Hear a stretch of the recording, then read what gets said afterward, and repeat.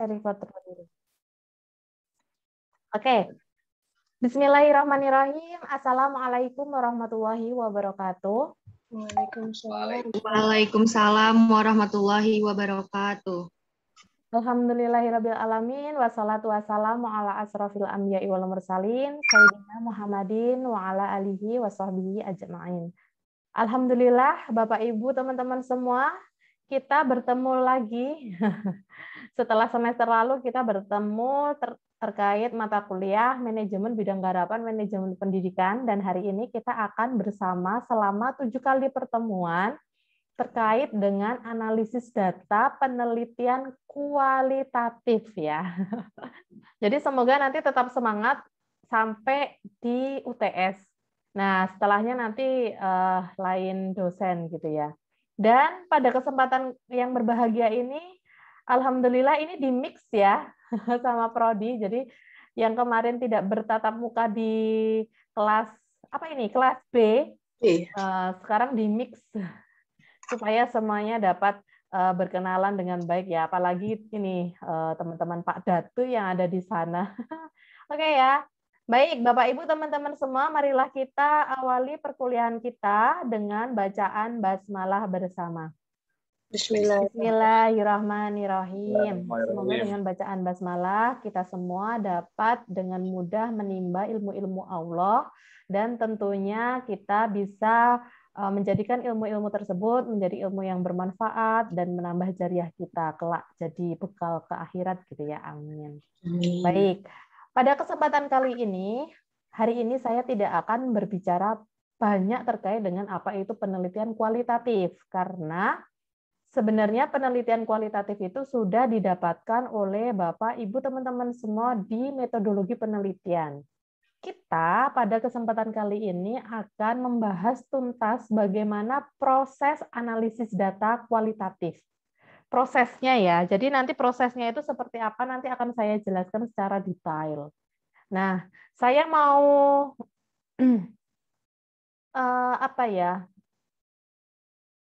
melakukan akad, melakukan akad terhadap Bapak Ibu semua. Jadi, sebelum saya menyampaikan garis besar atau kontrak belajar terkait perkuliahan kita selama 7 pertemuan dan beberapa hal terkait dengan apa yang akan kita capai pada perkuliahan kita walaupun hanya 7 pertemuan gitu ya. Nanti kita akan membuat mini riset gitu ya, sehingga mini riset tersebut menjadi bahan yang sangat penting bagi Bapak Ibu semua untuk bisa memahami proses analisis data kualitatif. Baik itu nanti manual maupun menggunakan software gitu ya. Nah, tentunya dengan hal tersebut saya juga tidak hanya sekedar menerima tugas akhir dari Bapak Ibu teman-teman semua berupa paper atau mini riset ya. Tetapi juga mini riset yang akan kita gunakan itu bisa dilanjutkan untuk proses publikasi. Silakan, jika ini tidak ada paksaan. Jadi nanti UTS pun ini tidak masuk ke dalam sebuah penilaian gitu ya.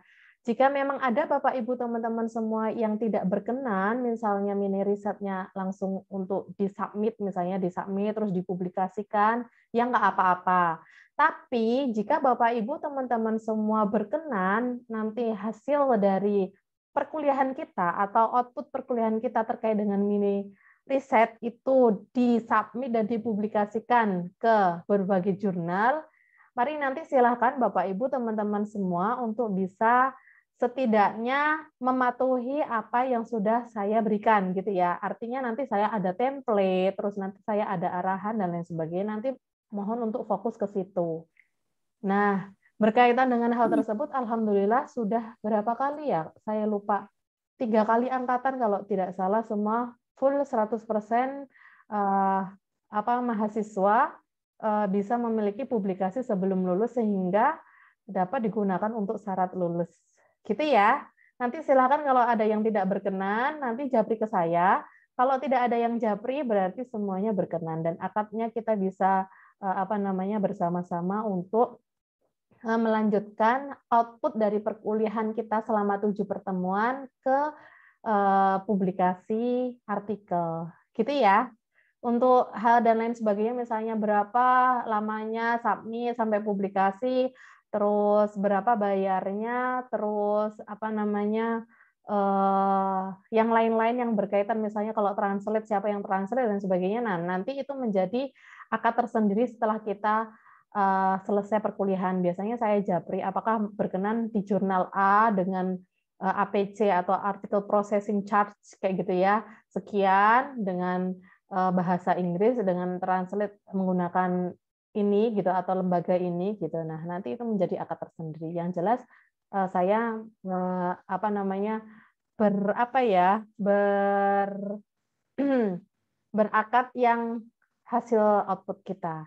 Oke, Bapak Ibu teman-teman semua, saya izin share ya terkait dengan kontrak belajar. Setelah kontrak belajar nanti ada hal penting yang perlu dilakukan Bapak Ibu semua. Oke. Nah, ini adalah kontrak belajar kita.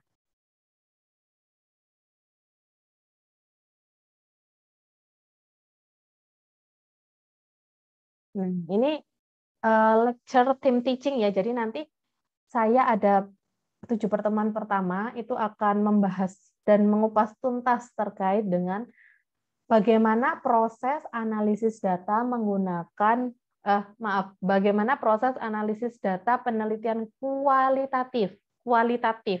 Sementara Ibu Prof. Dr. Pujiati MPD, Pujiati Suyata, itu nanti akan membahas dan membersamai teman-teman semua mengenai analisis data penelitian kuantitatif. Nah, tentunya nomor WA kami sudah ada di grup gitu ya. Monggo Bapak Ibu teman-teman semua jika misalnya ada diskusi, kalau misalnya tidak berkenan di grup bisa japri ke saya gitu ya. Bisa japri ke Prof Puji, tapi ya kalau saya sewaktu-waktu bisa gitu ya. Kalau dengan Prof Puji ya Bapak Ibu teman-teman semua harus lebih memahami kondisi waktu gitu ya. Oke, ini tidak ada permasalahan ya. Nah, selanjutnya adalah lecture timeline. Yang warna hijau, yang green color, itu nanti sama saya pertemuan 1 hingga pertemuan 7, sementara yang warna lain dari pertemuan 9 hingga pertemuan 15 itu nanti akan bersama Ibu Prof. Dr. Pujiati Suyata MPD. Jadi ini nanti boleh di capture screen screenshot gitu ya sama Bapak Ibu teman-teman semua.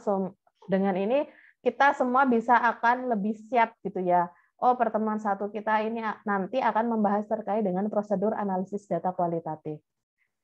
Dan tentunya dengan garis besar materi perkuliahan dan kontrak belajar gitu ya. Oke, Bapak Ibu teman-teman semua, pada pertemuan 1 ini nanti kita akan mencapai capaian perkuliahan mata kuliah dari analisis data penelitian kualitatif, yaitu Bapak Ibu teman-teman semua nanti akan mempersiapkan hal-hal yang berkaitan dengan mini riset. Nah, nanti akan saya jelaskan sebelum sampai ke sana. Pada pertemuan 2, insya Allah pertemuan 2 pekan depan gitu ya, kita nanti akan membahas terkait dengan persiapan lapangan dan proses lapangan. Analisis data penelitian kualitatif tentunya berbeda dengan penelitian kuantitatif ya. Nah, pertemuan ketiga itu terkait dengan transkrip data. Pertemuan 1 hingga pertemuan ketiga, insya Allah kita akan menggunakan sinkronus, yaitu platform Zoom. Sementara pertemuan keempat hingga keenam, jadi nanti ada teknik coding manual atau menggunakan software, terus analisis data manual misalnya gitu ya, dan analisis data menggunakan software. Insya Allah kita nanti menggunakan blended learning. Nah, blended learning itu nanti kalau misalnya Bapak Ibu teman-teman semua ada di Yogyakarta, silakan nanti untuk ke kampus gitu ya, yang disiapkan ruangannya oleh Mas Wahid atau Prodi. Dan tentunya nanti juga yang tidak dapat hadir di kampus bisa mengikuti perkuliahan dengan menggunakan Zoom gitu ya. Nah, sementara untuk pertemuan ke-7 dengan saya itu nanti menggunakan Zoom. Untuk pertemuan ke-9 dengan pertemuan ke-15 bagaimana? Nah, nanti itu dapat dibahas dengan Ibu Prof. Pujiati nggih. Jadi nanti bagaimana beliau untuk bisa mengelola perkuliahan gitu ya. Saya karena memang kemarin hanya ini saja yang diberitahu untuk materi-materi beliau gitu dan saya tuliskan di sini. Oke. Next. Nah, ini buku wajib. Siapa yang sudah ada buku wajibnya? Ini terkait dengan kualitatif, nanti kalau kuantitatif bersama dengan Ibu Prof. Pujiati ya. Oke, siapa yang sudah ada di tangan bukunya? Aduh, bukunya Pak Anang tuh, Bu. enggak bawa. Saya sedang OTW, Bu, sedang Oke. sudah Oke, Bu dikirim. Rasida sedang OTW. Beli di Sudah mana, Bu dikirim. Rasida? Saya beli online yang kemarin Ibu ini aja yang kemarin di-share itu. Terus tadi pengirimannya sudah langsung. Oh, alhamdulillah. Pas respon Pak Anang. Pak Anang sudah pegang, Bu Bu. Rasida. Ya, Pak Anang sudah siap. Oh, Bu Nanti juga sudah siap, luar biasa. Yang lain sudah, karena memang bahan ajarnya saya meniatkan menuliskan bahan ajar di situ. Jadi nanti misalnya Bapak Ibu kesulitan untuk memahami apa yang saya sampaikan, itu bisa dipahami secara mandiri di rumah gitu ya. Dan itu memang 1-7 pertemuan. Oke, yang lain semoga nanti segera menyusul ya. Terima kasih Pak Anang, Bu Rasida, Bu Naning. Semoga tetap semangat. Oke, Bapak Ibu teman-teman semua, buku wajib yang akan kita gunakan itu adalah buku saya sendiri, yaitu bahan ajar yang sudah saya siapkan, memang sengaja untuk 1-7 pertemuan. Sementara buku pendukung, nah ini ada dari Flick, Saldana, Sapford, Silverman, dan Susan. Nanti ada lagi yang lain. Oh, nggak ada. Pendukung. Jadi nanti silahkan Bapak Ibu teman-teman semua untuk bisa mencari e-book aja nggak apa-apa ya, nggak perlu buku fisik, kecuali kalau misalnya e-book mau di print ya monggo silahkan gitu ya. Nanti kalau misalnya kesulitan bisa japri saya atau nanti saya kirim link untuk bisa di-download. Oke? Bapak Ibu teman-teman semua, nah ini adalah learning contract. Jadi nanti perkuliahan dilakukan dengan Zoom dan Blender tadi sudah saya sampaikan, dan presensi dilakukan mandiri melalui portal. Nah, sementara sekarang portalnya belum tak buka untuk presensi mandiri, nggih. Nanti setelah ini sebelum saya menyampaikan terkait dengan proses analisis data, persiapan untuk analisis data nanti saya buka insya Allah. Nah, ini adalah learning goals-nya. Jadi nanti Bapak Ibu teman-teman semua akan saya harapkan dapat mampu dapat memahami teknik analisis data kualitatif dengan manual atau menggunakan software. Software yang akan kita gunakan nanti adalah Atlas TI versi 8 atau versi 9, tergantung nanti kompatibel apa enggak gitu ya softwarenya tersebut di laptop Bapak Ibu teman-teman semua. Software nanti akan saya sediakan. Jadi nanti sebelum kita belajar terkait dengan analisis data dengan software, nanti saya akan share link untuk download softwarenya. Nah, yang kedua ini ya, nanti membuat mini riset dengan tema bebas berkaitan dengan manajemen pendidikan dan tidak menggunakan judul tesis.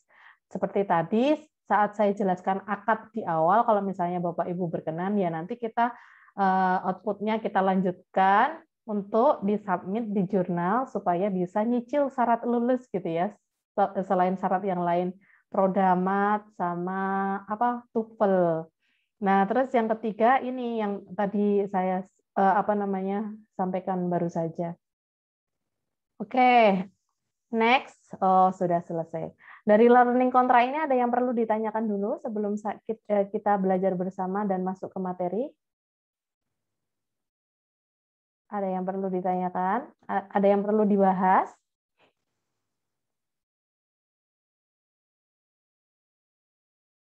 Sudah? Yang referensinya tadi Bu, kayaknya ada yang kelewat. Saya belum foto tadi. Pak Datu, monggo. Yang referensinya tadi itu Bu, ada tambahan referensi tadi kayaknya kelewat, saya belum sempat ini screen. Oh, di screen. Oh, ya nanti saya share itunya Pak. Kontrak belajarnya saya share. Atau kalau enggak ya nanti saya share linknya ya. Tinggal download. Oke, yang lain Bapak Ibu teman-teman semua ada yang tidak berkenan, keberatan, atau seperti apa sebelum nanti saya lanjutkan ke materi kuliah kita untuk pertama kali. Jadi materi pertama tidak perlu perkenalan lagi ya. Nanti habis waktunya 7 kali pertemuan itu nanti sangat kurang waktu gitu ya, apalagi analisis data kualitatif yang sangat berbeda dengan kuantitatif. Oke, Mbak Alivia Habibah. Yuk, silakan. To raise hand kan? Ayo, apa yang mau disampaikan? Ini raise hand kenapa ya Mbak Alivia Habibah ya? Oke, nggak ada respon. Ada yang mau disampaikan? Mungkin saya Bunda. Iya. Boleh, Bu Rasida, Bu Ida, monggo silakan. Pada dasarnya saya menyambut baik nih arahan dari Ibu tadi, bahwasanya kita diarahkan dalam nanti akan ada buka mini riset yang tujuannya adalah kita nabung ya, nabung untuk membuat jurnal nih. Karena juga belum kebayang nih seperti apa. Hanya saja butuh bantuan dalam artian kata dibina dengan sabar ya Bu. Harap maklum aja nih kita orang-orang. Itu aja sih Bu. Semuanya sudah. Kalau saya Ya, sangat terima menyambut kasih baik. Bu Ida. Oke, terima kasih Bu Ida ya. Jadi Sama-sama, memang Bu. sudah dari awal nanti saya buatkan template ya, seperti mirip-mirip seperti manajemen bidang garapan, hanya saja ini nanti template-nya lebih condong pada apa yang diinginkan oleh jurnal. Jadi memang jurnal itu gaya selingkungnya seperti apa, nah itu nanti akan kita aplikasikan atau implementasikan ya. Oke, Mas Makasih, Iwan Bu. Lee. Makasih ya Bu Ida. Ayo Ya, ini. Ibu Ya. Iwali ini. Siapa ini? Pak Datu, tolong. Pak Datu, tolong saya, Pak Datu. Ya, dia Silakan, Pak memperkenalkan Datu. diri maksudnya. Ini Iwan Lee Apa? saya. Ini saya Iwan Lee kata beliau. Iya, oke. Ya, oke. Kok itu sambil nyetir ya? Hati-hati di jalan ya. Apa yang perlu Ya. disampaikan dari kontrak perkuliahan kita? Apa? Ada yang mau disampaikan, Mas Lee? Ah, Ada yang perlu disampaikan? salah rasa semua. Apa Pak Datu? Kayaknya lagi kurang. Mungkin sangkanya tadi di absen. Oh iya, mungkin sangkanya di absen. Oke. Terima kasih. Pokoknya nanti saya dibantu untuk dua ini ya. Mbak Dinar, Pak Datu. Kalau Mbak Lai Mas itu Iwan Lee sama Mbak siapa? Makasih. Satunya ya di sini juga ya Mbak Lai ya. Iya, Mbak Lai. Oke, semangat. Mas Iwan dan Mbak Lai minta tolong nanti apabila saya terlalu cepat menyampaikan gitu, kalau kurang paham nanti bisa interupsi gitu ya. Saya tidak paham dan lain sebagainya. Oke, berarti pada dasarnya semua sudah setuju ya akad dari saya yang saya sampaikan, atau hanya Bu Ida saja? Jangan-jangan yang lain nggak setuju. setuju, Bu, asal Setuju, dengan Bu.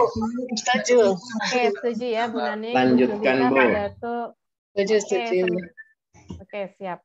Oke, kalau gitu, mari kita awali perkuliahan kita dengan apa itu sebenarnya prosedur analisis data kualitatif. Oke, saya izin untuk stop video sebentar ya, off cam. Sebentar, ada iklan soalnya.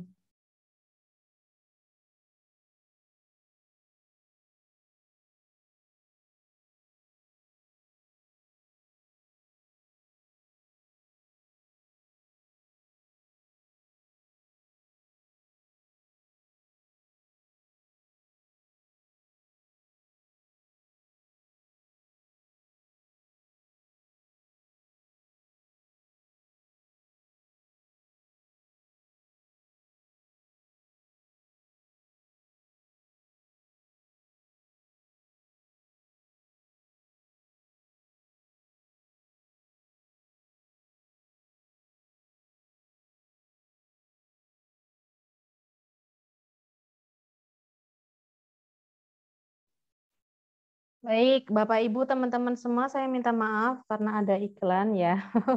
Oke, kita akan mulai perkuliahan kita dengan topik terkait dengan prosedur analisis data kualitatif. Nah, sebelum saya akan menyampaikan apa saja sih sebenarnya prosedur analisis data kualitatif gitu ya. Ini tentunya Bapak Ibu teman-teman semua sudah memahami terkait metodologi penelitian kualitatif yang sudah semester berapa? Kalau tidak salah semester kemarin ya, atau semester ini juga ya? Metodologi penelitian. Semester kemarin. Keren, Bu. Semester kemarin ya, oke Bu Ya. Nancy, terima kasih. Jadi artinya Bapak Ibu teman-teman semua sudah memahami apa itu metodologi penelitian kualitatif. Nah, analisis data kualitatif ini adalah jabaran dari metodologi penelitian kualitatif itu. Sehingga ketika Bapak Ibu teman-teman semua sudah memahami metodologi penelitian kualitatif dengan berbagai pendekatan gitu ya. Kira-kira pendekatannya ada apa saja Bapak Ibu? Ayo yang sudah kemarin belajar Metopen. Pendekatan kualitatif. Di buku juga sudah ada sebenarnya. Pendekatan Densin dan Lincoln. Terus pendekatan Creswell.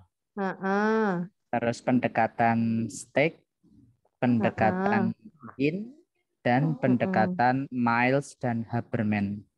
Oke, keren sekali Pak Anang, terima kasih. Nah, itu kan Iya. proses ya, jadi itu model yang digunakan dalam proses analisis. Sementara itu mengacu pada pendekatan apa Pak Anang? Yang ada Creswell, Yin, kayak gitu-gitu, yang tadi disebutkan, itu apa salah satunya? Apakah etnografi? Apakah studi kasus? Belum sampai sejauh itu Bu membacanya. Oke, jadi pendekatan-pendekatan penelitian kualitatif itu memang sangat banyak sekali. Sementara salah satu dari pendekatan aja itu punya model analisis tersendiri. Misalnya, terima kasih Pak Anang tadi ya sudah menjawab mewakili dari Bapak Ibu teman-teman mahasiswa. Salah satu dari pendekatan analisis data kualitatif itu adalah studi kasus, di mana studi kasus itu memiliki model analisis tersendiri. Yang tadi itu model analisisnya yang sudah disampaikan oleh Pak Anang. Jadi ada modelnya Creswell, modelnya Miles Haberman, modelnya Yin, dan lain sebagainya gitu ya. Nah, itu nanti menjadi pemahaman tersendiri ketika Bapak Ibu teman-teman semua memilih tesis menggunakan metodologi penelitian kualitatif sehingga Bapak Ibu teman-teman semua akan lebih memahami model mana yang akan digunakan. Pendekatan apa yang akan digunakan? Misalnya saya akan menggunakan pendekatan studi kasus. Nah, modelnya model siapa gitu ya. Setiap model itu pasti ada gambarnya. Di buku itu sudah ada. Setiap model ada gambarnya. Misalnya kalau Creswell, dia akan berbeda dengan Miles Haberman. Berbeda juga dengan prosedur analisis data modelnya Yin, kayak gitu ya. Nah, itu nanti Bapak Ibu, teman-teman semua bisa memahami di buku tersebut. Oke. Nah, ketika kita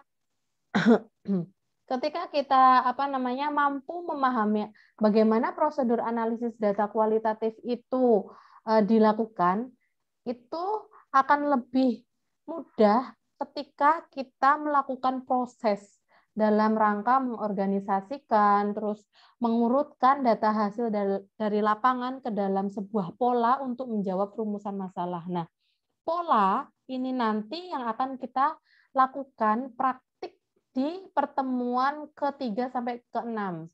Jadi Bapak Ibu nanti akan membuat sebuah kode, terus menentukan pola gitu ya, kategorisasi dan peta konsep dari penelitian, sehingga peta konsep tersebut itu akan menjawab rumusan masalah dari yang disusun oleh Bapak Ibu teman-teman semua. Nah, sementara pertanyaan penelitian ini adalah yang digunakan untuk mengeksplorasi gitu ya, baik itu menggunakan metode wawancara, metode dokumentasi maupun metode observasi. Ketika kita mampu memahami itu, membuat pola atau peta konsep, sehingga kita semua dapat menemukan sebuah kajian baru atau penyelesaian masalah dan kesimpulan akhir dari sebuah permasalahan tersebut. Kalau studi kasus, tentunya kita memahami ya, kasus-kasus yang ada di lapangan itu ya, setidaknya kajian atau penelitian yang kita lakukan itu untuk dapat menguraikan masalah gitu ya. untuk dapat memberikan solusi dari permasalahan yang ada di lapangan. Nah, sementara untuk pendekatan yang lain misalnya terkait dengan etnografi. Etnografi itu kan berkaitan dengan bahasa gitu ya, sastra bahasa. Nah, itu juga bisa dijadikan sebagai kajian-kajian terbaru terkait dengan sastra atau bahasa gitu ya. Terus misalnya terkait dengan grounded theory. Kita tahu bahwa grounded theory itu adalah mengkonstruksi teori baru gitu ya.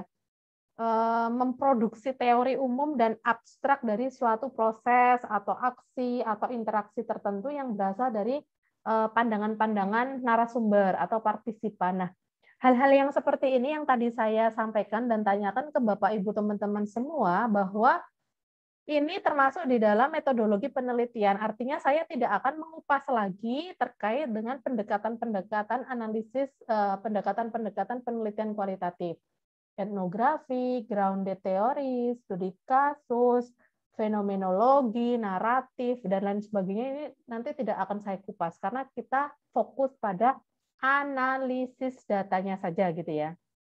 Oke, ini adalah prosedur apa yang akan kita lakukan dalam perkuliahan kita, sehingga tidak hanya dalam perkuliahan kita, nanti implementasi di lapangan, Bapak Ibu teman-teman semua juga akan mampu bagaimana sih sebenarnya analisis data kualitatif itu diawali dari apa, terus untuk apa, terus ngapain kayak gitu ya, prosesnya ngapain, terus akhirnya mau ngapain kayak gitu ya, terus nah, dari akhir itu ya tentunya kita bisa menjawab dari rumusan masalah dan pertanyaan penelitian yang dibuat. Oke. Nah, sebenarnya garis besar dari prosedur analisis data, walaupun di buku berbeda ya. Kalau di buku itu memang lebih spesifik dari model-model yang ditemukan oleh para ahli itu. Misalnya Creswell menemukan yang banyak itu, terus Yin juga menemukan model seperti itu yang ada di buku itu ya. Kenapa saya tidak menampilkan? Ya harapannya Bapak Ibu teman-teman semua sudah membaca terlebih dahulu. Jadi ketika nanti saya menyampaikan prosedur bisa lebih fokus lagi walaupun saya juga salah, saya minta maaf karena baru saya memberitahukan tadi malam gitu ya. Tadi malam atau kemarin malam saya lupa. Oke. Secara umum, Bapak Ibu, bahwa prosedur analisis data kualitatif itu diawali dengan pengumpulan data. Ini ya, saya tampilkan semua terlebih dahulu. Oke. Secara umum adalah seperti ini. Artinya seperti ini itu seperti apa gitu ya? Ya, diawali dengan pengumpulan data. Bapak Ibu teman-teman semua nanti bisa mengumpulkan data dengan berbagai metode gitu ya. Boleh menggunakan wawancara, terus boleh menggunakan observasi, boleh menggunakan dokumentasi, boleh menggunakan FGD jika memang membutuhkan FGD ya. Misalnya ketika mau wawancara ternyata tidak diizinkan oleh narasumber gitu ya, karena memang masih misalnya social distancing, jadi alternatifnya menggunakan FGD melalui Zoom Cloud Meeting atau melalui Google Meet atau melalui platform lain kayak gitu ya. Atau boleh menggunakan audio atau video kayak gitu ya. Apabila Bapak Ibu misalnya melakukan penelitian terkait dengan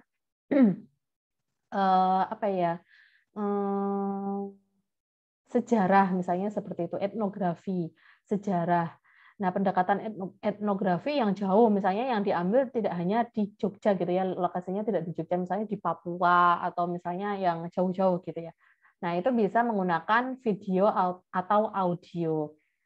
Nah, video dan audio ini bisa dianalisis, Bu, bisa. Nanti kalau kita menggunakan software bisa dianalisis. Tapi kalau misalnya manual ya tentunya dengan di transkrip terlebih dahulu seperti itu.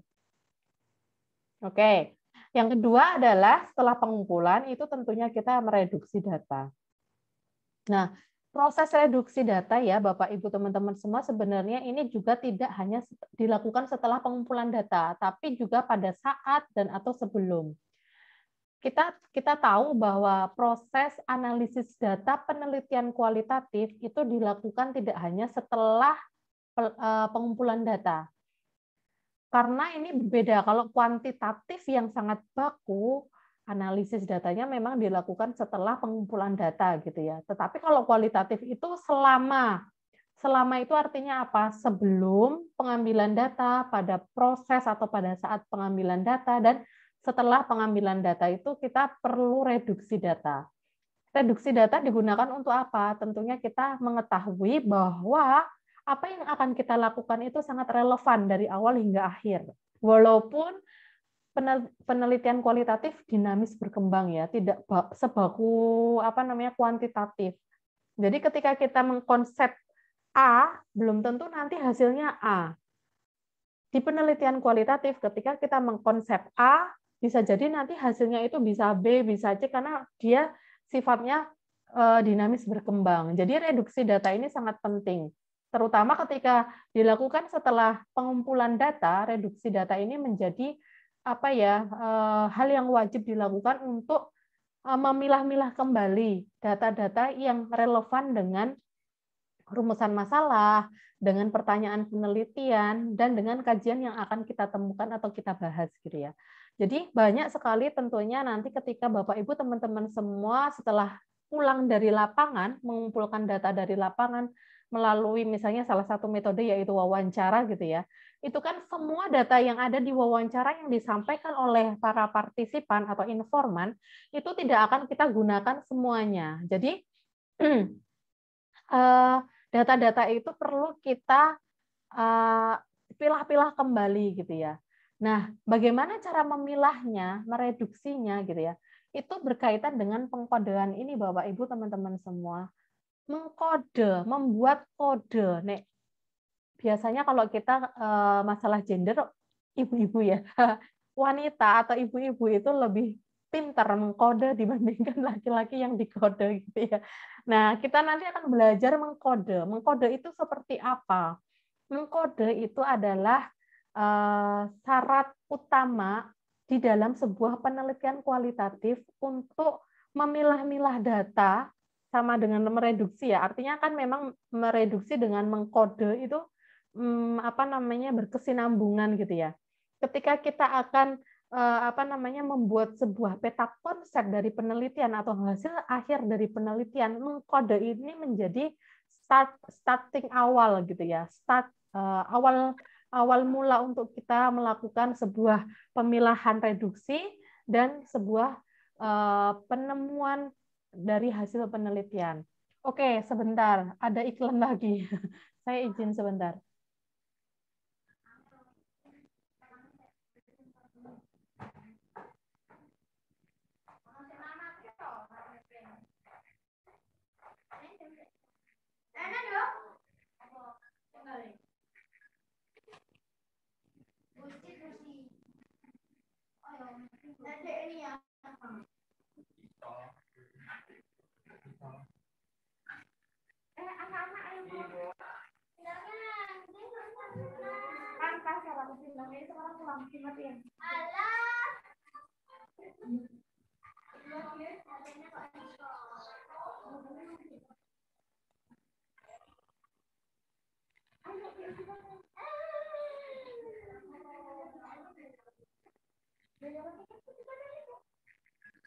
Jam 1:13 menit.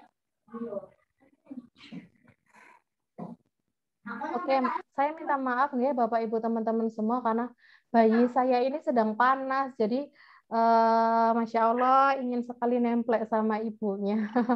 Kemarin hari Rabu itu sudah diperiksakan dan tadi malam sempat turun suhunya. Alhamdulillah, tapi Masya Allah, qadarullah, pagi tadi naik lagi di 38,3 derajat. Jadi ini sangat ingin nemplek sekali sama ibunya. Jadi saya minta maaf karena off cam ya. Nanti kalau misalnya ada noise juga bayi saya nangis, saya juga minta maaf.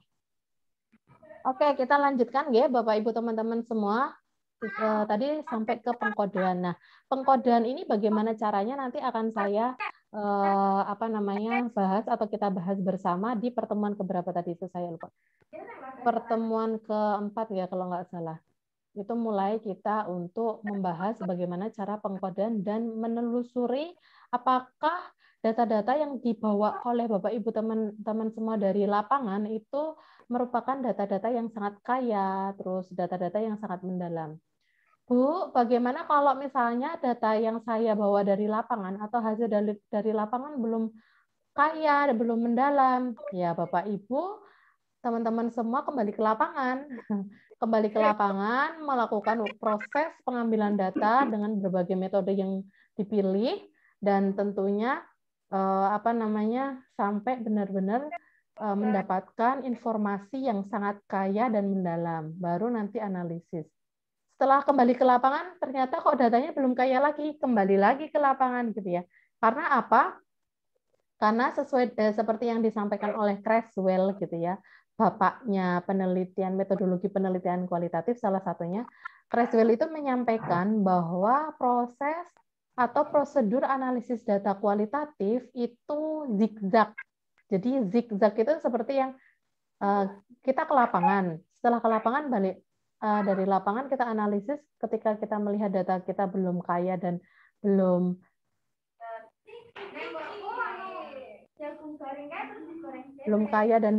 mendalam, kita kembali lagi ke lapangan. Terus kita balik lagi dari lapangan untuk analisis gitu ya, sampai benar data itu jenuh. Data jenuh itu data yang seperti apa? Data jenuh itu bukan kita yang jenuh loh ya. Bukan kita sebagai peneliti yang jenuh, tetapi data jenuh itu adalah data ketika kita kembali lagi ke lapangan, misalnya analisis data kembali lagi ke lapangan untuk mencari informasi-informasi baru, itu tidak ditemukan lagi gitu ya. Jadi ketika kita wawancarai, misalnya sudah 3 kali mewawancarai si partisipan, ya jawabannya itu saja. Nah, itu artinya adalah data itu jenuh, sudah tidak bisa dieksplorasi lebih mendalam dan lebih kaya gitu ya, lebih luas. Oke, selanjutnya setelah pengkodean kita melakukan pengujian, walaupun di dalam kualitatif pengujian ini bukan menjadi syarat utama dari penelitian seperti penelitian kuantitatif gitu ya. Bukan diuji menggunakan analisis, misalnya uji T, terus misalnya uji reliabilitas, seperti itu ya. Pengujian di dalam prosedur analisis data kualitatif yang dimaksudkan itu adalah ketika kita melakukan sebuah validasi gitu ya. Besok, suatu ketika saat Bapak Ibu teman-teman semua sidang tesis dan ditanya, bagaimana Bapak Ibu bisa menentukan bahwa analisis atau hasil dari penelitian Bapak Ibu kualitatif ini memiliki kualitas yang baik? Nah, gimana itu jawabnya? Sementara kalau di kuantitatif, kualitas itu dibuktikan dengan pengujian validitas. Validitas isi, validitas konstruk, kayak gitu ya, dan ada hasil yang diinterpretasikan gitu, yang bisa disampaikan bahwa misalnya ketika p-value lebih besar dari 0, sekian maka itu valid kayak gitu ya, atau p-value lebih besar dari sekian maka itu reliable, acek kayak gitu ya, acek dan memiliki kualitas tinggi. Nah, itu bisa dibuktikan. Nah, kalau yang kualitatif gimana? Bagaimana Bapak Ibu teman-teman semua bisa memastikan bahwa penelitian atau hasil penelitian dan pembahasan yang Bapak Ibu teman-teman semua lakukan di lapangan hingga menemukan sebuah teori baru atau menemukan sebuah temuan kayak gitu ya dari penelitian tersebut memiliki kualitas yang baik? Kira-kira jawabannya bagaimana? Ada yang mau menjawab? Ada yang mau menjawab? Salah satu jawabannya adalah dengan cara menguji kualitatif, menguji hasil-hasil pengumpulan data kualitatif dan pembahasan temuan itu dengan menggunakan triangulasi, misalnya seperti itu ya. Triangulasi itu juga banyak. Ada triangulasi metode, triangulasi sumber, triangulasi teknik. Atau pengujian yang lain yang itu tentunya nanti yang akan dilakukan oleh Bapak Ibu teman-teman semua gitu ya. Misalnya dengan member check, terus prolong kayak gitu ya, menggunakan waktu yang lama untuk melakukan penelitian dan lain sebagainya. Nah, itu adalah salah satu hal yang bisa dijadikan atau digunakan untuk merespon atau menjawab ketika ditanya bagaimana Bapak Ibu bisa mengetahui bahwa penelitian kualitatif Bapak Ibu itu memiliki kualitas yang baik. Nah, itu dengan menggunakan triangulasi, Pak, karena saya sudah menggunakan triangulasi, misalnya triangulasi sumber. Saya kembali lagi ke lapangan setelah saya membahas dan menanyakan kembali kepada para partisipan atau informan bahwa ternyata memang hasilnya seperti ini sesuai yang disampaikan kayak gitu ya. hasil pengumpulan data sehingga menemukan sebuah pembahasan baru. Nah, yang terakhir adalah interpretasi. Interpretasi di dalam sebuah penelitian atau analisis data kualitatif ini merupakan bagian penting karena kita di sini akan mengolah kata gitu ya, mengolah kata dari temuan yang ada di lapangan hingga mengkolaborasikan dengan teori-teori terkini dan kita mensintesa apa yang kita dapatkan. Apakah penelitian ini mendukung dengan penelitian-penelitian yang sudah dilakukan terdahulu jika memang temanya sama gitu ya. Misalnya nih, Bu Ida meneliti terkait dengan manajemen kesiswaan atau manajemen pembiayaan di instansinya Bu Ida sendiri ya yang dibangun oleh Bu Ida gitu ya. Nah, sementara penelitian-penelitian terdahulu juga sudah melakukan sebuah kajian atau penelitian terkait dengan manajemen pembiayaan atau manajemen kesiswaan. Nah, interpretasi yang ada di sini adalah menggabungkan antara data-data yang dikumpulkan dengan teori-teori yang digunakan sehingga sintesa itu akan membahas gitu ya, membahas apakah penelitian ini mendukung dengan penelitian yang terdahulu ataukah mendebat kayak gitu ya, menjadi bagian atau kajian tertentu bahwa ini tuh hal yang sangat penting dan berbeda dengan penelitian terdahulu, dan penelitian terdahulu itu menjadi bagian yang perlu diimprove atau dikoreksi untuk mengkaji ulang kayak gitu dan lain sebagainya. Nah, itu adalah interpretasi dari prosedur analisis data kualitatif. Oke, kita lanjutkan ya Bapak Ibu teman-teman semua, yaitu ini yang tadi sempat saya singgung, kapan analisis dilakukan. Nah, analisis dilakukan itu adalah sebelum, selama, dan setelah. Tadi sudah sempat saya singgung ya. Kenapa sebelum penelitian perlu kita menganalisis kayak gitu ya? Ya, kita sangat membutuhkan itu Bapak Ibu teman-teman semua. Karena apa? Karena kita akan mencari yang pertama karena kita harus mencari permasalahan. Walaupun memang di kuantitatif juga kita akan mencari permasalahan. Sementara untuk partisipan, karena kita kalau di kualitatif yang sudah membawa konsep di awal sebelum kita masuk ke lapangan, tentunya kita akan tentunya kita akan melakukan pemilihan subjek ya atau informan dari penelitian dengan menggunakan teknik purposive sampling kayak gitu ya. Artinya kita harus menganalisis terlebih dahulu kebutuhan dari konsep penelitian yang akan kita lakukan. Misalnya Pak Anang mau melakukan penelitian terkait dengan kompetensi, misalnya kompetensi pedagogik guru kayak gitu ya, misalnya guru matematika. Nah, guru matematika yang seperti apa yang akan dilakukan oleh Pak Anang ini? Apakah studi kasus ataukah grounded teori?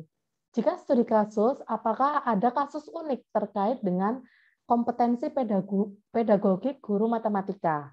Nah, Pak Anang nanti akan mencari kira-kira membandingkan terlebih dahulu ya antara guru matematika di wilayahnya Pak Anang, misalnya sekecamatan atau sekelurahan kalau ada misalnya ada 2 atau 3 gitu ya. Atau misalnya se-DIY, wah banyak sekali. Se-DIY, guru-guru matematika sekolah dasar. akan lebih mudah ketika Pak Anang mungkin memiliki komunitas kayak gitu ya, apalagi Pak Anang ini kan luar biasa sekali sering apa namanya mengadakan pelatihan itu ya Pak Anang ya. Nah, ya, Bu, itu terima nanti kasih. maaf saya jadikan contoh, Bu Ida juga maaf, nanti yang lain juga mungkin kesempatan ada dijadikan contoh, saya minta maaf. Nah, yang pertama yang dilakukan Pak Anang adalah menganalisis dari kebutuhan subjek atau informan yang akan dijadikan sebagai informasi atau apa namanya informasi dari pengambilan data gitu ya. Kalau misalnya Pak Anang itu menentukan studi kasus dari kasus yang unik, artinya memang harus memilih guru-guru yang sangat berbeda dengan guru-guru yang ada, terutama terkait dengan kompetensi pedagogik di guru matematika gitu ya. Kasus yang unik itu yang seperti apa? Yang tidak sama dengan yang lain, artinya memang sangat berbeda dan menonjol. Nah, sementara studi kasus itu juga selain single case, dia juga ada multiple case gitu ya. Nah, Pak Anang juga harus bisa menganalisis gitu ya. Apakah yang akan dilakukan Pak Anang itu adalah single atau multiple? Kalau multiple berarti mencari guru-guru misalnya anggap aja adalah guru berprestasi seperti ya, guru matematika berprestasi pada tahun 2019 hingga 2021 misalnya seperti itu ya. Carilah Pak Anang langsung guru-guru matematika yang memiliki prestasi baik itu di nasional, internasional misalnya kayak gitu ya. Terus atau prestasi yang lain yang yang dimiliki oleh guru matematika tersebut. Nah, lalu Pak Anang bisa menjadikan guru tersebut sebagai narasumber. Nah, ini adalah sebelum ya. Jadi analisis sebelum penelitian itu memang mempersiapkan kajian-kajian yang akan dilakukan seperti konseptualisasi dari proses penelitian yang akan dilakukan. Selain itu apa saja? Banyak sekali. Misalnya pendekatan atau metode yang akan digunakan. Ya persis seperti Bapak Ibu teman-teman semua nanti jika membuat proposal penelitian seperti itu. Terus hal yang lebih mendalam, nah ini nanti kita akan siapkan ya Bapak Ibu teman-teman semua. Jadi nanti capaian perkuliahan pertama sebelum kita sampai ke output atau luaran dari perkuliahan kita, nanti kita akan melakukan analisis sebelum ini. Nah, selama berarti ketika proses penelitian atau pengambilan data lapangan. Bagaimana selama ini menjadi hal yang sangat penting? Selama proses penelitian atau pengambilan data,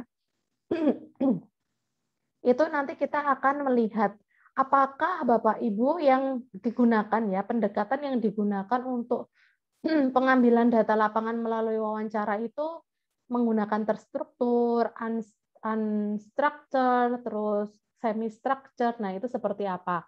Itu nanti akan menjadi bagian penting ketika proses pengambilan data melalui wawancara. Misalnya seperti ini. Pak Datuk, Pak Datuk melakukan proses penelitian dengan menggunakan wawancara terstruktur. Artinya apa? Berarti analisis yang dilakukan sebelum proses pengambilan data, Pak Datuk itu sudah menyusun pedoman pengambilan data wawancara. Jadi sudah ada pedomannya. Ketika di lapangan berarti Pak Datuk tidak perlu menanyakan hal-hal yang ada atau yang di luar dari pedoman yang sudah disusun. Nah, itu adalah proses selama. Analisis proses selama ya. Bu Naning melakukan proses penelitian dengan menggunakan metode wawancara. Pendekatannya adalah semi-structure gitu ya. Artinya apa? Berarti Bu Naning membuat pedoman pengambilan data wawancara secara terstruktur dan pada saat proses pengambilan data, Bu Naning bisa menanyakan hal-hal lain yang berkaitan dan yang relevan dengan konsep atau topik yang sedang dikaji atau diteliti. Artinya apa? Analisis selama ini juga menjadi bagian penting. Apa yang harus kita lakukan dan apa yang tidak perlu kita lakukan ini ada pada proses selama pengambilan data di lapangan. Nah, analisis yang lain ya berkaitan dengan misalnya observasi, terus dokumentasi, terus audio video, terus ada FGD. Nah, itu nanti disesuaikan. Apa yang perlu dilakukan dan apa yang tidak perlu dilakukan itu menjadi sebuah analisis tersendiri ketika kita sedang mengumpulkan data-data di lapangan. Oke, selanjutnya adalah setelah. Nah, ketika kita setelah dari lapangan ya kembali dari lapangan dan membawa data. Nah, selanjutnya kita akan proses data-data tersebut, mereduksi, membuang yang tidak penting gitu ya, terus melakukan sebuah analisis data dengan berbagai pendekatan, misalnya manual atau menggunakan software kayak gitu ya untuk menemukan sebuah kajian baru atau temuan baru. Entah itu studi kasus, entah itu etnografi, grounded theory, fenomenologi, naratif dan lain sebagainya. Nanti Bapak Ibu teman-teman semua yang misalnya, oh saya memang mau meneliti kasus ini kok dari dulu sampai sekarang seperti apa namanya solusinya belum sampai kayak gitu ya. Nah itu bisa diteliti. Oke, oh ini prosedur yang tadi. Oke, prosedur analisis yang pertama adalah natural setting atau lingkungan alamiah. Nah, Bapak Ibu teman-teman semua, kita ketahui bahwa para peneliti kualitatif itu cenderung mengumpulkan data lapangan di lokasi di mana para partisipan mengalami isu atau masalah yang akan diteliti. Sehingga karena ini natural setting, maka yang dibawa dari lapangan itu bukan orang-orang atau para partisipan lalu kita wawancarai di tempat kita kayak gitu ya. Artinya apa? Kita ke lapangan, terus kita bawa mereka para partisipan, terus kita ajak ke lab, yang nggak ke lab, misalnya ke tempat kita, terus selalu kita jadikan sebagai bahan untuk analisis. Bukan seperti itu. Jadi karena kita natural setting, maka kita sebagai peneliti kualitatif itu cenderung mengumpulkan data lapangan di lokasi. Ya, kita datang ke lapangan gitu ya, di mana para partisipan mengalami isu atau masalah yang akan diteliti. Misalnya Mbak Alivia Habibah kayak gitu ya. Mbak Alivia Habibah sedang misalnya di lingkungan Mbak Alivia Habibah itu ada sebuah kajian yang menggelitik terkait dengan kedisiplinan guru. Nah, artinya apa? Berarti Mbak Alivia Habibah harus ke lapangan meneliti hal tersebut. Kita yang ke lapangan. Nah, ini hal yang sangat mudah untuk kita pahami ya Bapak Ibu teman-teman semua. Jadi natural setting itu memang yang sangat settingnya itu sangat alamiah. Jadi kita tidak membawa semuanya ke dalam sebuah lab kayak gitu ya. Berbeda kalau penelitian lab ya misalnya IPA, fisika kayak gitu ya. Jadi settingnya nggak alamiah karena kita misalnya bawa hewan terus kita diteliti ke lab, ke laboratorium atau ke lab gitu ya. Nah, sehingga di natural setting ini informasi yang dikumpulkan itu ketika kita berbicara langsung pada orang-orang yang memiliki kapasitas gitu ya. Memiliki kapasitas itu seperti apa? Ya tentunya ketika para partisipan itu memahami permasalahan yang ada di lapangan. Misalnya siapa? Aduh, saya kok Pak Yusuf gitu ya, akan meneliti terkait dengan pengembangan bahasa gitu ya, pengembangan bahasa asing untuk siswa misalnya seperti itu ya. Artinya apa? Berarti Pak Yusuf ini harus mengumpulkan informasi-informasi dan melihat sendiri gitu ya dengan melakukan observasi gitu ya. Bagaimana para siswanya Pak Yusuf ini mampu bertutur dengan bahasa asing yang baik dan benar sesuai dengan kaidah kayak gitu ya. Terus tingkah laku yang lain atau indikator yang lain mungkin itu juga menjadikan poin penting Pak Yusuf untuk mengambil data dengan se-natural mungkin gitu ya, dengan natural dalam konteks natural ilmiah yang menjadi karakteristik utama dari penelitian kualitatif. Sehingga Kalau menggunakan wawancara, artinya kita semua sebagai peneliti kualitatif itu dapat melakukan interaksi secara face to face sepanjang penelitian. Sepanjang penelitian yang kita tidak ketahui ya, yang mungkin itu zigzag seperti yang tadi saya sampaikan, atau prolong research kayak gitu ya, memperpanjang waktu dari penelitian. Oke, next adalah Nah, ini yang membedakan antara penelitian kualitatif dengan penelitian kuantitatif. Kalau penelitian kuantitatif, kita sudah sangat paham betul bahwa prosesnya sangat baku gitu ya. Sudah benar-benar ditentukan dari awal, disusun dari awal. Bahkan kalau kualitatif itu kita boleh kok kalau ke lapangan tanpa harus membuat konsep terlebih dahulu gitu ya. Boleh banget. Jadi kita ke lapangan misalnya kayak gini, ada di kampus kita terjadi sebuah hal yang tidak tidak wajar gitu ya. Maksudnya hal yang tidak biasanya. Sekarang itu yang lagi ngetren apa ya kira-kira? Trading.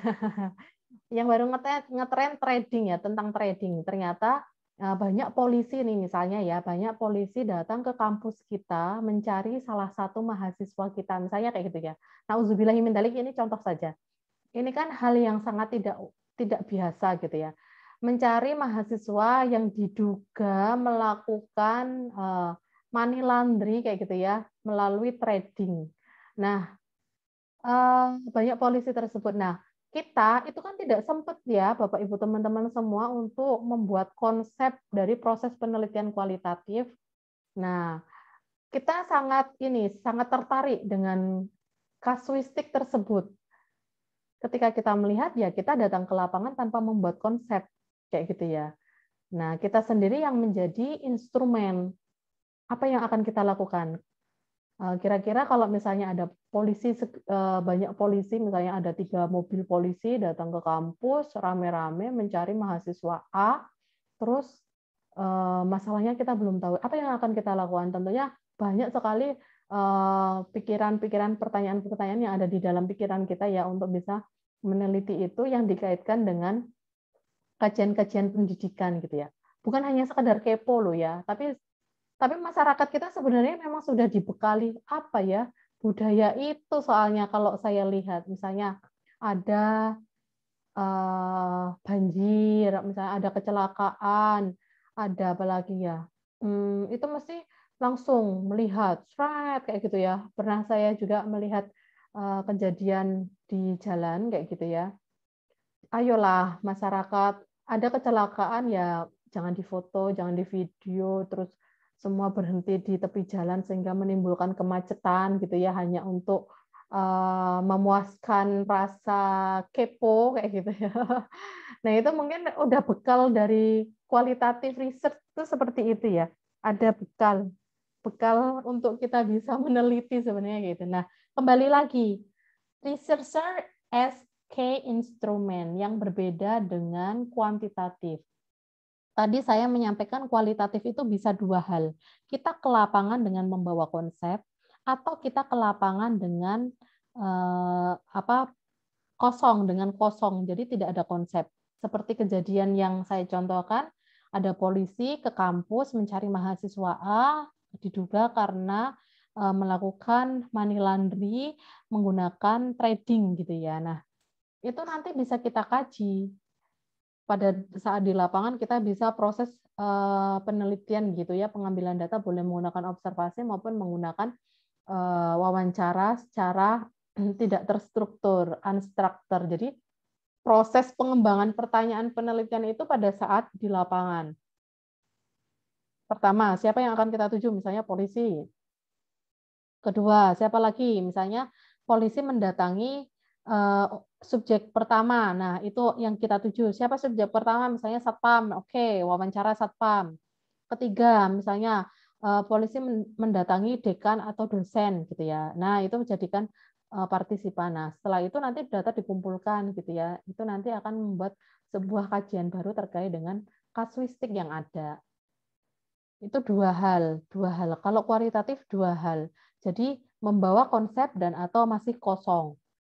Sementara kalau kuantitatif itu sangat bagus sekali nggih Bapak Ibu teman-teman semua. Mulai dari awal judul. Ketika menyusun judul kuantitatif tentunya harus diawali dengan permasalahan. Tidak ujuk-ujuk Tidak tiba-tiba kita sebagai peneliti kuantitatif langsung saya tertarik dengan variabel misalnya variabel kinerja guru. Apalagi ya kira-kira saya tertarik lagi variabel 2-nya terkait dengan prestasi guru.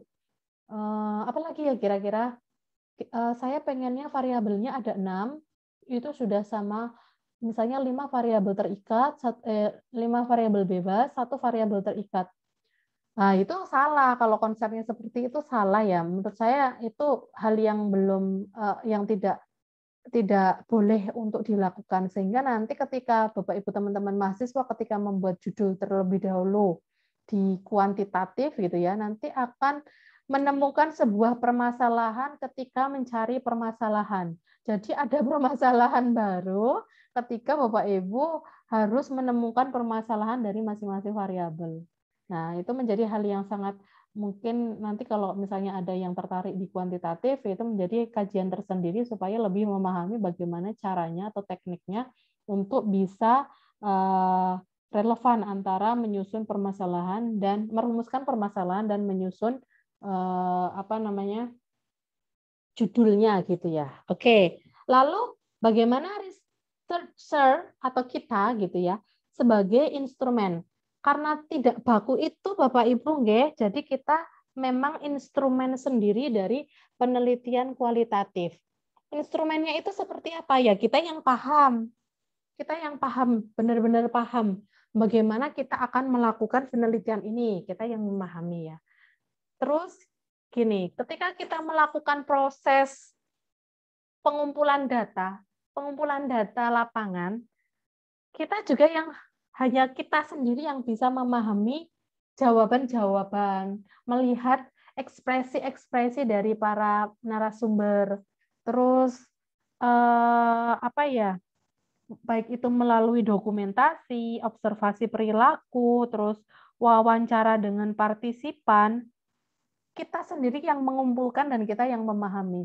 Sampai kita akan melakukan sebuah reduksi data, terus misalnya terkait dengan analisis temuannya ke arah mana gitu ya, karena dinamis berkembang, hanya kita sendiri yang memahami.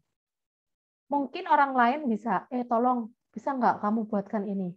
Oke, bisa. Tapi pada akhirnya nanti mungkin akan ada kesenjangan yang atau perbedaan ya. Saya mengalami sebuah pengalaman yang sangat unik menurut saya sendiri ya, ketika melihat fenomena seorang peneliti kualitatif, dan itu memang saya mengalami. Seorang peneliti kualitatif melakukan sebuah penelitian. Pada awalnya saya tidak tahu prosesnya seperti apa gitu ya. Pada akhirnya saya membantu analisis data tersebut gitu,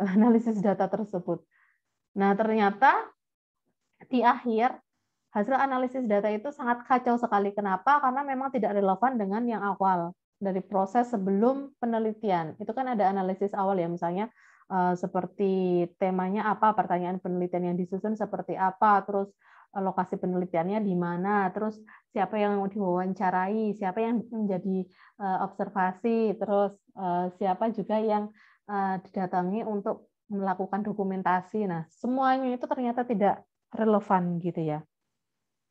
Sehingga ketika kita benar-benar melakukan penelitian kualitatif,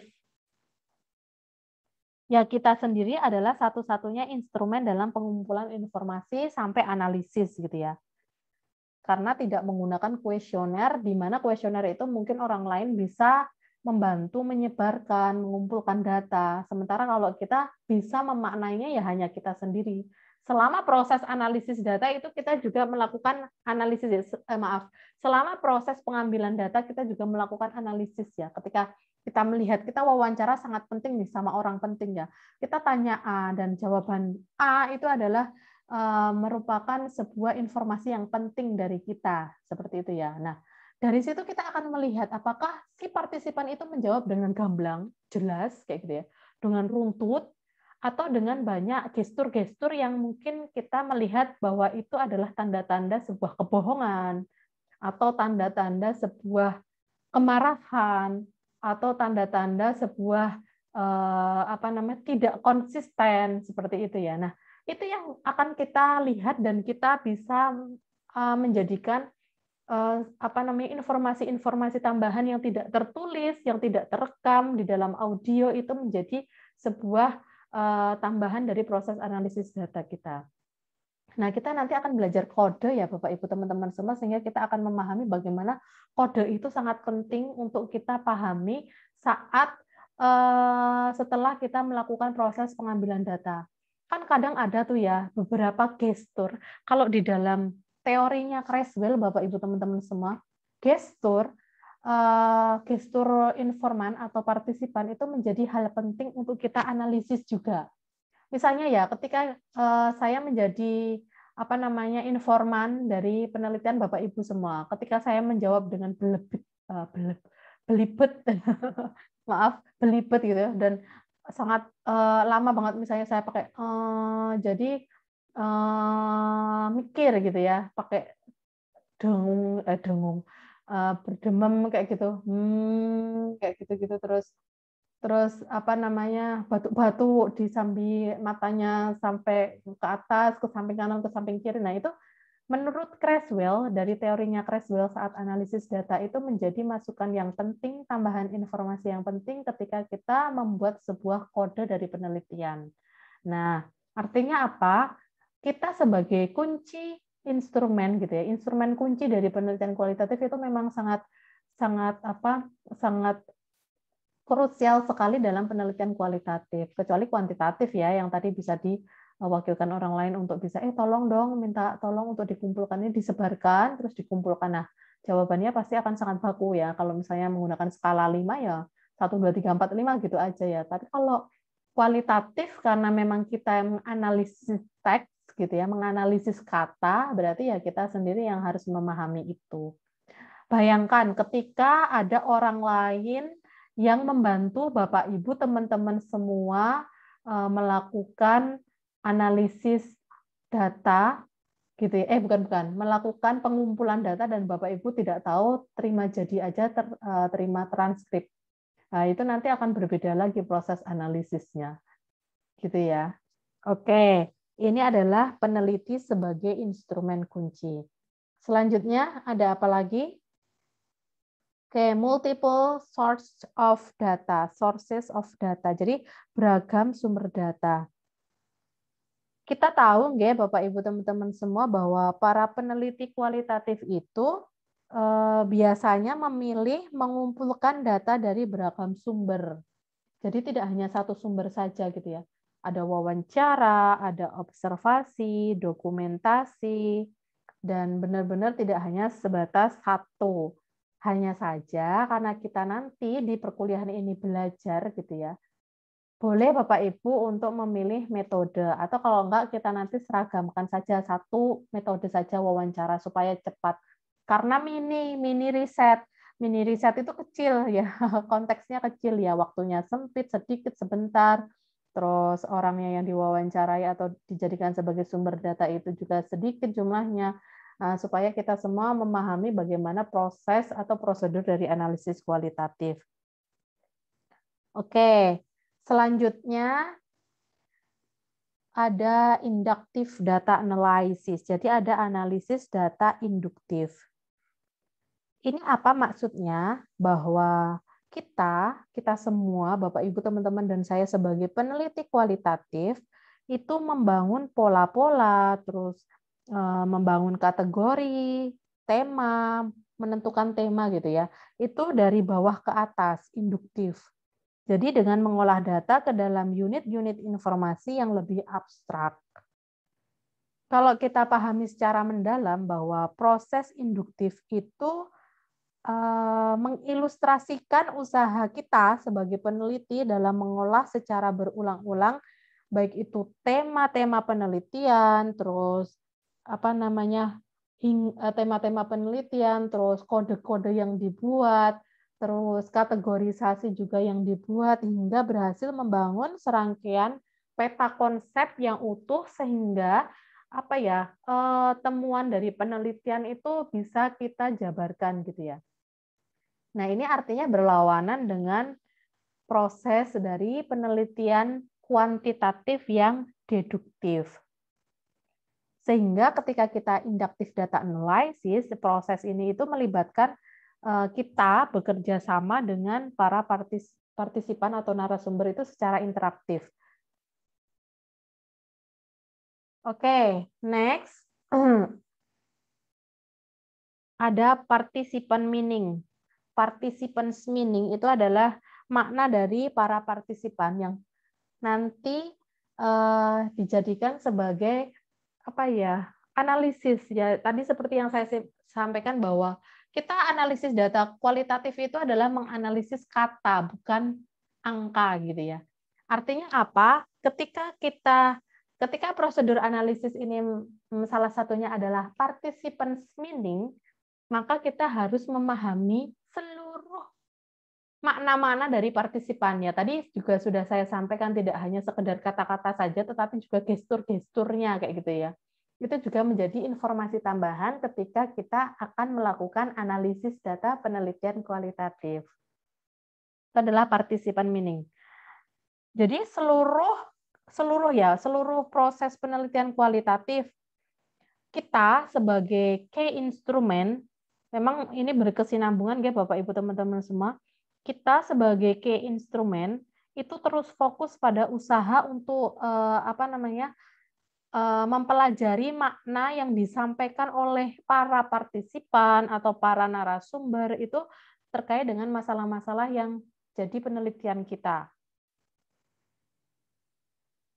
Jadi benar-benar fokus pada para partisipan dan bukan fokus pada para peneliti lain gitu ya. Nah, ini adalah participants meaning. Oke, next. Next adalah emergent design. Emergent design itu adalah rancangan yang berkembang. Nah, tadi juga saya sempat sampaikan bahwa penelitian kualitatif itu sifatnya dinamis berkembang, sehingga tidak sebaku penelitian kuantitatif. Dinamis berkembang itu seperti apa? Oke, saya contohkan.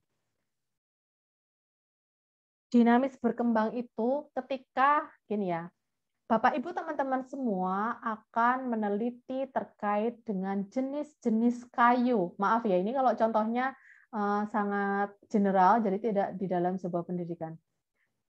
Bapak Ibu teman-teman semua akan meneliti jenis-jenis kayu di dalam sebuah hutan, misalnya seperti itu ya. Nah, pada saat Bapak Ibu memasuki hutan, di dalam hutan itu ternyata Bapak Ibu tidak menemukan kayu yang ingin Bapak Ibu teliti gitu ya. Kayunya nggak ada di hutan. Mungkin karena sudah tumbang atau mungkin dan lain hal yang kita tidak ketahui. Jadi di hutan belantara yang sangat gelap itu kita nggak tahu.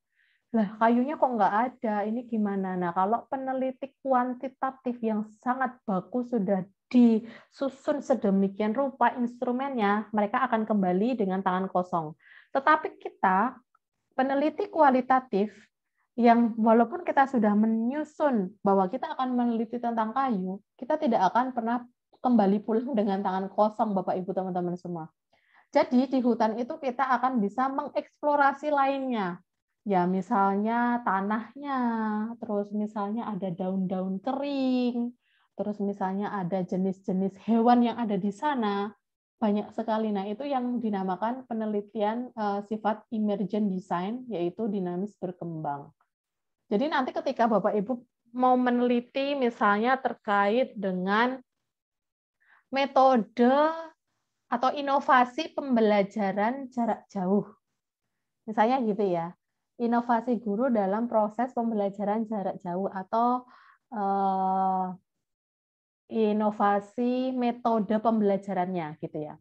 khusus pada metode pembelajaran. Nah, Bapak Ibu nih sudah menyusun analisis di awalnya, misalnya konsep yang akan diteliti adalah guru-guru, misalnya ya guru-gurunya saja atau guru-guru khusus, misalnya inovasi metode pembelajaran matematika di sekolah dasar. Nah, artinya nanti yang dituju adalah guru-guru matematika, misalnya seperti itu ya.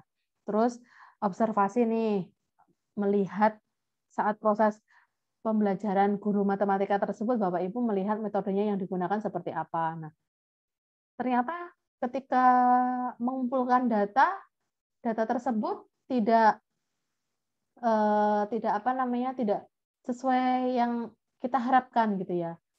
Tidak ada sesuatu baru yang bisa diperoleh dari wawancara maupun observasi. Nah, Bapak Ibu bisa berkembang, jadi tidak hanya sekedar metode saja. Mungkin ketika melihat atau mengobservasi saat penelitian berlangsung gitu ya, sedang observasi terkait metode, ternyata Bapak Ibu melihat sesuatu yang ganjil. Apa yang ganjil? Sesuatu yang tidak biasa yang dilakukan oleh guru. Nah, itu nanti bisa berkembang dinamis di situ gitu ya. Misalnya yang tidak biasa itu adalah ketika guru tidak di medianya, tetapi misalnya terkait dengan persiapan pembelajaran. Oh, ternyata guru ini tidak melakukan persiapan dengan baik, tidak ada misalnya tidak ada RPP atau tidak ada silabus, sehingga ketika proses pembelajaran itu guru di awal-awal mengalami sebuah problem kayak gitu ya. Misalnya kebingungan, oh kemarin itu tentang apa ya? Saya bingung ya. Oh tentang ini ya, iya nggak sih anak-anak tentang ini nggak sih? Terus misalnya ada masalah lagi, oh itu sudah ya, oh kok sudah dilakukan ya? Terus, oh jadi sekarang bahas apa ya? Nah, ketika kita melihat saat proses lapangan dan kita observasi melihat hal yang sangat tidak beres itu bisa kita jadikan sebuah penelitian baru, fokus konsep dari penelitian kita. Jadi nanti di akhir itu sudah bukan lagi judulnya inovasi metode pembelajaran jarak jauh guru matematika, tetapi di akhir mungkin udah akan berubah jadi inovasi persiapan pembelajaran jarak jauh matematika, inovasi persiapan pembelajaran jarak jauh pada mata pelajaran matematika gitu ya. Itu adalah emergent design. Oke, next adalah theoretical lens. Apa itu theoretical lens? Theoretical lens itu adalah perspektif teoritis. Jadi kita sebagai peneliti kualitatif seringkali menggunakan perspektif tertentu dalam penelitian penelitian yang dilakukan gitu ya. Ya misalnya seperti konsep kebudayaan, kan etnografi ya, bahasa etnografi, terus misalnya perbedaan-perbedaan gender, ras, atau kelas yang muncul dari orientasi teoritis, misalnya manajemen pendidikan, manajemen pembelajaran gitu ya. Terus misalnya manajemen kurikulum dan semua manajemen yang ada pada bidang garapan manajemen pendidikan itu ya. Nah, biasanya penelitian itu dapat diawali dengan mengidentifikasi terlebih dahulu dari konteks-konteks yang ada. Jadi tapi ini bukan sebuah grand teori ya, ini juga berbeda dari kuantitatif, sehingga diawali dengan theoretical lens, tetapi tidak sedetail dengan penelitian kuantitatif yang banyak sekali menjabarkan indikator-indikatornya. Nah, grand teori ini yang nanti dijadikan juga sebagai pijakan kita sebagai proses, sebagai kita untuk melakukan penelitian kualitatif. Oke, next ada interpretatif. Nah, kita ketahui bahwa penelitian kualitatif itu memang bersifat penafsiran ya Bapak Ibu teman-teman semua. Ini berbeda dengan penelitian kuantitatif yang sifatnya adalah konfirmatif gitu ya, mengkonfirmasi. Interpretatif itu ya, penelitian kualitatif itu merupakan salah satu bentuk penelitian interpretatif di mana ketika kita para peneliti itu membuat suatu interpretasi atas apa yang mungkin kita lihat melalui observasi, terus kita dengar melalui wawancara, terus kita pahami melalui dokumentasi kayak gitu ya, terus kita interpretasikan. Sehingga kadang memang ada pandangan tertentu yang itu berbeda gitu ya. Bisa saja nanti ketika saya membuat sebuah tema, satu tema dengan jumlah Bapak Ibu 23, itu pasti akan memiliki pandangan interpretasi yang berbeda. Bahkan ketika kita melihat sebuah fenomena saja, itu mungkin sudah berbeda informasi ya. Kalau kita lihat misalnya itu ada kecelakaan, kayak gitu ya. Mungkin yang melihat dari sisi belakang yang nabrak, ada tabrakan ya misalnya, nauzubillah bukan tabrakan. Misalnya ada keterlambatan guru ke sekolah. Nah, kita tidak tahu ya, kita guru, misalnya kita semua guru di dalam sebuah sekolah yang sama. Ada guru terlambat satu street kayak gitu ya, terus ditanya-tanya misalnya di FO kayak gitu ya, atau mungkin dipanggil kepala sekolah. Nah, kita kadang tidak tahu. Saya misalnya yang ada di pojokan pintu ketika guru tersebut terlambat, taunya di situ. Misalnya yang lainnya, misalnya Bapak Ibu yang lain ada di dekat pintu, melihat dari jauh ketika masuk ke ruang kepala sekolah, misalnya ada yang melihat itu, kadang interpretasinya berbeda-beda gitu ya. Nah, artinya apa? Penafsiran ini menjadi hal penting ketika kita juga sebagai key instrumen. Kembali lagi bahwa kita sebagai key instrumen, kita sendiri yang mampu untuk menginterpretasikan apa yang menjadi konsep dari penelitian kita. Oke, next adalah yang terakhir adalah holistic account atau pandangan menyeluruh. Jadi kita sebagai peneliti kualitatif itu berusaha untuk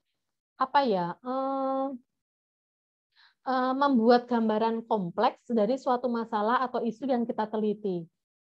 Kenapa demikian? Karena hal ini melibatkan usaha melaporkan ya, membuat pelaporan perspektif dari misalnya mengidentifikasikan faktor-faktor tertentu gitu ya terkait dengan situasi atau tema yang kita lakukan dari penelitian kayak gitu ya. Dan secara umum usaha untuk mensketsa, atau kalau misalnya nanti kita menganalisis menggunakan software, itu adalah membuat peta konsep kayak gitu ya, dan menjadikan peta konsep itu sebagai gambaran besar yang muncul untuk dilakukan sebuah analisis data.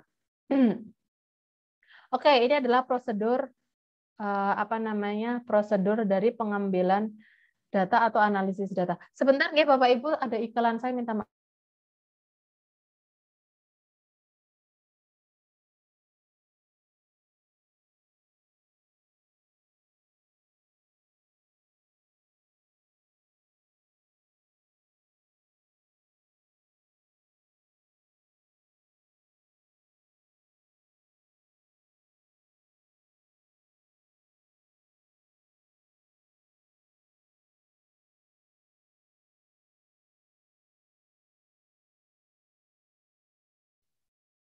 Baik, kita lanjutkan. Oke. Selanjutnya adalah kita akan membahas terkait dengan persiapan pengambilan data. Oke, persiapan pengambilan data ini menjadi sebuah analisis tersendiri ya sebelum melakukan pengambilan data di lapangan. Proses selama analisis di lapangan. Oke, apa saja? Bapak Ibu, teman-teman semua nanti silakan untuk membuat judul. Judulnya apa? Boleh bebas. Terkait dengan manajemen pendidikan ya, yang jelas ya. Silahkan. Lalu jabarkan ke dalam big question. Jadi buat satu saja, misalnya kayak gini judulnya. Implementasi pembelajaran, atau kalau enggak, keterlibatan orang tua pada proses pembelajaran jarak jauh kayak gitu ya. Misalnya judulnya itu. Apakah ada judul tersebut kaitannya dengan manajemen pendidikan? Ya, terkait dengan pembelajaran. Oke, yang kedua adalah dijabarkan ke dalam big question. Salah satu hal yang penting dari penelitian kualitatif itu kan adalah rumusan masalah. Ya. Rumusan masalah itu kalau di kualitatif menurut Creswell itu namanya big question. Jadi pertanyaan besar di rumusan masalah. Satu saja ya Bapak Ibu, nggak usah banyak-banyak. Terus yang selanjutnya nanti dibuat pertanyaan yang spesifik. Misalnya kalau yang tadi itu adalah keterlibatan orang tua dalam pembelajaran jarak jauh. Misalnya pertanyaan besarnya, bagaimana orang tua membersamai anak saat pembelajaran jarak jauh di rumah? Lalu pertanyaan spesifiknya nanti Bapak Ibu bisa buat 3. Dari pertanyaan besar tersebut ya, misalnya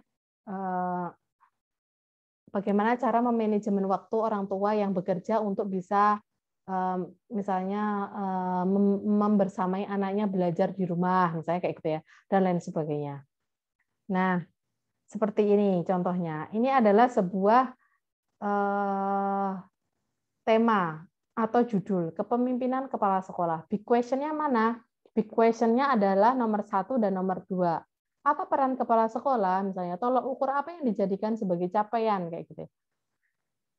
Terus pertanyaan spesifik ini adalah yang poin A dan poin B, poin A dan poin B. Nah, pertama-tama yang perlu Bapak Ibu lakukan nanti ini ya, sebagai capaian perkuliahan pertama. Perhatian penting. Yang pertama silakan buat permasalahan lapangan. Nah, nanti saya akan kirim template di grup nggih. Nanti saya akan kirim template di grup, terus Bapak Ibu nanti mengisi sesuai dengan template itu. Nah, template itu nanti akan berkembang sampai pada besok pembahasan. Jadi itu saja yang akan digunakan ya, seperti dengan mata kuliah manajemen bidang harapan manajemen pendidikan ya hanya itu saja, dan nanti saya juga hanya ngupluk-ngupluk itu saja sampai Bapak Ibu menurut saya layak mini risetnya dibuat artikel dan di submit ke jurnal. Oke, jabarkan ke dalam pertanyaan besar ini satu saja. Tuliskan 3 maksimal pertanyaan spesifik. Terus selanjutnya buat judul.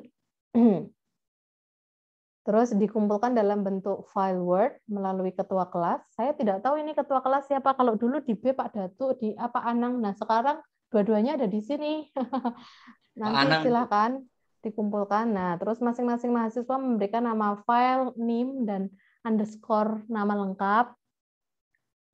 Nah, ketua kelas mengumpulkan kepada saya secara kolektif dan urut maksimal Rabu pekan depan supaya saya bisa baca dan bisa saya kembalikan ke Bapak Ibu teman-teman semua untuk capaian mata kuliah pada pertemuan kedua besok. Siap melaksanakan tugas, Bu Fitri. Oke. Ini perkuliahan kita dan sangat singkat sekali. Memang tugasnya lumayan ya, Bapak Ibu teman-teman semua. Oke, dari apa yang sudah saya sampaikan, boleh silakan untuk bertanya. Tapi bukan terkait dengan materi, Ibu. Ini kan tadi ya, boleh. Ibu Fitri meminta tolong antara saya atau Pak Datuk ya untuk mengumpulkan tugas. Nah ini saya izin dulu sama Pak Datuk dan teman-teman dari kelas B, keberatan atau tidak ketika saya membantu untuk mengumpulkan pekerjaan begitu. Bapak Ibu. Tidak. Tidak. Ya. Tidak, Pak. Karena memang di sini kan ceritanya saya termasuk baru bergabung di kelas B, sehingga justru malah saya jadikan kesempatan atau momentum untuk lebih mendekatkan diri dengan teman-teman kelas B begitu. Kalau Pak Dato mungkin sudah terbiasa, jadi teman-teman mungkin sudah nyaman. Nah sekarang ini dengan saya, nah nanti biar bisa lebih erat hubungannya, keakrabannya. Begitu Ibu kira-kira latar belakangnya. Dan nanti bisa berbagi, tidak harus selalu saya. Mungkin mata kuliah yang lain nanti bisa Pak Datuk begitu. Begitu nggih Bu Fitri. Terima kasih Pak Datuk aman nggih. Terima kasih Pak Anang, hati-hati di jalan. Sama-sama. Pak Datuk aman ya Pak Datuk ya? Aman Bu, aman. Aman. Oke, berarti semuanya nanti dikumpulkan ke Pak Anang. Pak Anang minta tolong seperti biasa ya. Nanti ke saya urut NIM sama nama lengkap. Ya, Oke, Bapak Ibu ada yang perlu ditanyakan. Jadi nanti setelah ini saya akan share link untuk template khusus CPMK 1 dulu. Setelah itu nanti kita berlanjut sampai pada akhirnya insya Allah semua bisa submit artikel dan publikasi. Ada yang perlu ditanyakan? Saya Bu Fitri bertanya. Boleh. Untuk lokasi penelitian ini yang mini riset apakah diperbolehkan di sekolah sendiri atau harus di luar? Terima kasih. Terima kasih. Boleh di sekolah sendiri, nggak apa-apa, tapi hati-hati dengan bias ya. Artinya apa kalau misalnya jawabannya jelek ya pokoknya dilaporkan dengan jawaban seadanya dan sejujur-jujurnya gitu ya. Boleh. Di lingkungan sendiri misalnya di rumah itu juga boleh. Di lingkungan maksudnya di tetangga juga boleh mengobservasi. Pokoknya senyaman mungkin. Jadi tidak membuat ribet Bapak Ibu teman-teman semua nggih. Karena kita mini riset jadi kita akan belajar saja. Maksudnya belajar untuk proses pengambilan data, penelitian, analisis gitu. Nggak apa-apa di lingkungan sendiri. Pokoknya dianggap enjoy dan itu tidak memberatkan, tidak meribetkan. Jadi kalau misalnya kayak gini, harus pakai surat, kan itu ribet sekali ya. Sementara kita pertemuannya hanya 7 kali pertemuan dan itu sangat singkat.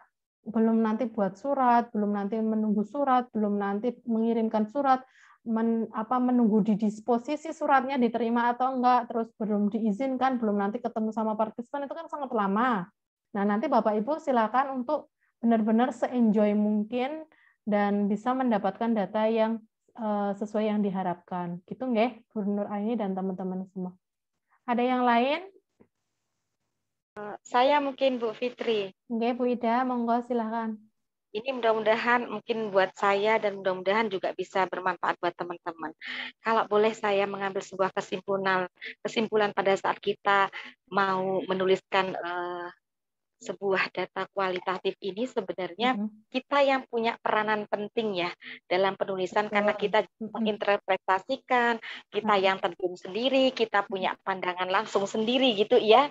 Itu berbeda dengan tadi kuantitatif berarti kita penilaian orang lain ya. Seperti itu yang mungkin bisa saya analisa ya gitu ya Bu ya. Kalau kuantitatif itu lebih condong kita sebagai peneliti, tetapi kita juga bisa membantu meminta bantuan orang lain untuk mengumpulkan data. Jadi misalnya nih kita melakukan pengumpulan data kuantitatif se-DIY sejumlah 500 guru misalnya gitu ya. Karena kita sibuk, nah kita bisa meminta tolong asisten atau orang lain untuk mengumpulkan data tersebut. Kenapa demikian? Karena tidak ada secara langsung menyangkut dengan informasi dari data tersebut, sehingga para responden di penelitian kuantitatif gitu ya, para responden di penelitian kuantitatif itu memberikan jawaban sejujur-jujurnya melalui kuesioner yang sudah diberikan. Sementara kalau kualitatif, Bu Ida, kualitatif itu ya hanya kita yang harus mampu memahami meaning itu tadi itu ya, makna-makna dari para partisipan. Gesturnya, misalnya ketika ditanya, apa peran Bapak sebagai kepala sekolah selama ini? Misalnya gesturnya harus tengok kanan, tengok kiri, matanya ke atas, terus jawabnya lama, jedanya pakai kayak gitu lama, itu kan ada makna tertentu yang perlu kita interpretasi dari informasi itu, gitu Bu Ida. Jadi kalau kualitatif memang sangat kita menjadi key instrumen itu wajib gitu. Karena kalau misalnya kita minta tolong orang lain belum tentu pola pikir gitu ya, kacamata analitisnya kita dengan orang lain yang kita mintai tolong itu bisa jadi tidak sama atau berbeda. Gitu Bu Ida. Jadi memang kita harus menyelesaikan sendiri ya. Nah, terkaitan dari tadi interpretasi dan penilaian kita di lapangan, kemudian kita mengambil data, kita membuat satu kesimpulan. Nah, ini ada hubungannya, mohon maaf Bu Fitri, dengan pengujian. Karena kan nanti diuji nih, anggap kita nih kan karena tadi ini. Nah, di sini berarti mau tidak mau antara data yang ada, interpretasi yang kita sudah buat ya, karena ada sintesa tadi ya, berarti kita punya satu data kuat sehingga penguji kita itu bisa menerima alasan kita gitu. Betul. Dan diuji kan nanti kan memang diuji validitasnya. Kalau di kualitatif itu kan dengan menggunakan tadi itu triangulasi atau memperpanjang waktu penelitian atau dengan membership. Benar sekali Bu Ida. Ya, baik, setidaknya saya paham itu dulu agar supaya memudahkan ini. Makasih Bu Fitri. Sami-sami Bu Ida. Ada yang lain yang perlu kita diskusikan? Bu, izin bertanya. Oke. Ibu Julita Lindriani, Maaf Ibu, untuk menjabarkan pertanyaan kecil dan pertanyaan spesifik itu gimana? Nah ini seperti tadi yang sudah saya sampaikan. Mana tadi ini? Saya share lagi. Seperti ini. Nah, ini adalah judulnya. Jadi nanti silakan untuk membuat judul atau membuat judul setelah apa namanya? Membuat judul setelah menuliskan permasalahannya. Nah, pertanyaan besar itu adalah di nomor 1 dan nomor 2. Ini pertanyaan besar. Jadi saya hanya pertanyaannya 2 aja. Tapi kalau nanti Bapak Ibu teman-teman karena ini mini riset, pertanyaannya 1 aja nggak apa-apa. Dari judulnya dijabarkan ke pertanyaan besar.